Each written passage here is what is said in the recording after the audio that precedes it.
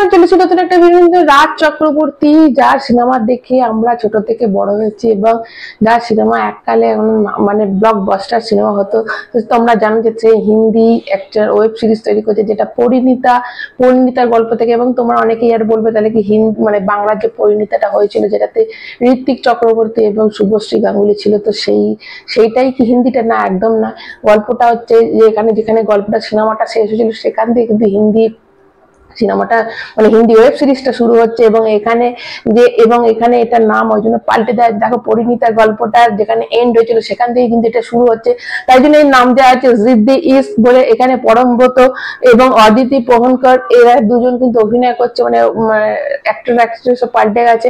এবং এটা কিন্তু খুব তাড়াতাড়ি দেখো পোস্ট প্রোডাকশনের কাজ চলছে। তো অবশ্যই এটা তো প্রথম রাজ চক্রবর্তীর হিন্দি ওয়েব সিরিজের কাজ। তো বাংলাটা থেকে একদম পুরোপুরি টুকে কিন্তু হিন্দিটা করানি। বাংলার যেখানে শেষ হয়েছিল, ঋত্বিক চক্রবর্তী সুইসাইড করেছিল, তাকে বিভিন্নভাবে মলেস্ট করে, মানে তাকে মলেস্টের কেসে ফাঁসানো হয়েছিল, যেভাবে তাকে ফাঁসানো হয়েছিল এবং সে সুইসাইড করে। তো সেই ঘটনাটা সেখানে শুভশ্রী সেটার বদলা নেয়। তো ঠিক যেখানে শেষ হয় সেখান থেকে কিন্তু এই ওয়েব সিরিজটা শুরু হচ্ছে এবং অবশ্যই দারুণ একটা হবে। এবং এটা জুলাই মাসে সব ঠিক থাকলে, পোস্ট প্রোডাকশনের কাজ চলছে, তো সব ঠিক থাকলে জুলাই মাসে কিন্তু রিলিজ করবে। কিন্তু এর মধ্যেই কিন্তু প্রলয় আবার আসতে চলেছে।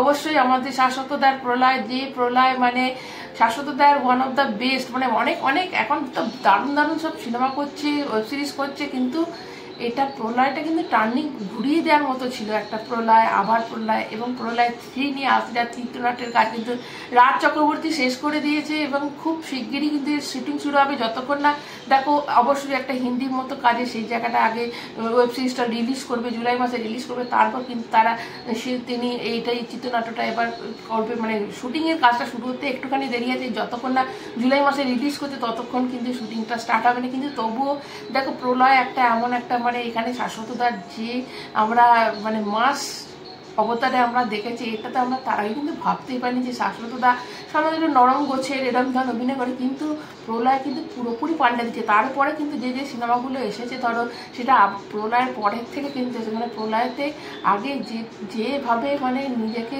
প্রেজেন্ট করেছে, তো সেটা আমরা সবাই হকচকিয়ে গেছিলাম যে শাশ্বতকে এই রূপে আমরা দেখতে পাবো। সত্যি এখানেই মানে রাজ চক্রবর্তীর এখানেই মানে বৈশিষ্ট্য, যে কোনো একটা হিরোকে আমরা যেভাবে দেখেছি তাকে পুরো অন্যভাবে প্রেজেন্ট করতে পারে, মাসভাবে প্রেজেন্ট করতে পারে। তো সেটাই রাজ চক্রবর্তী দেখিয়ে দিয়েছে। তো অবশ্যই শাশ্বতদাও দেখিয়ে দিয়েছে। তো সেই শাশ্বতদার নেক্সট আসে প্রলয় 3, খুব তাড়াতাড়ি আমাদের কিন্তু মানে শুটিংটা স্টার্ট হবে। আগেখানে মানে রিলিজ করে যাবে, তারপর চিত্রনাট্য কিন্তু একদম লেখা স্টার্ট হয়ে গেছে এবং খুব শেষের দিকে এবং খুব তাড়াতাড়ি শুটিং স্টার্ট হবে যাবে এটা রিলিজ করে যাওয়ার পরে। তো অবশ্যই সেদিকে চোখ থাকবে। তোমাদের কিরকম লাগে প্রলয়, শাশ্বতদার এই প্রলয়? তোমরা কতটা এক্সাইটেড প্রলয় 3 নিয়ে অবশ্যই কমেন্টের মাধ্যমে জানাতে ভুলবে না। যারা নতুন তারা চ্যানেলটা সাবস্ক্রাইব করে সবাই ভালো থাকবে।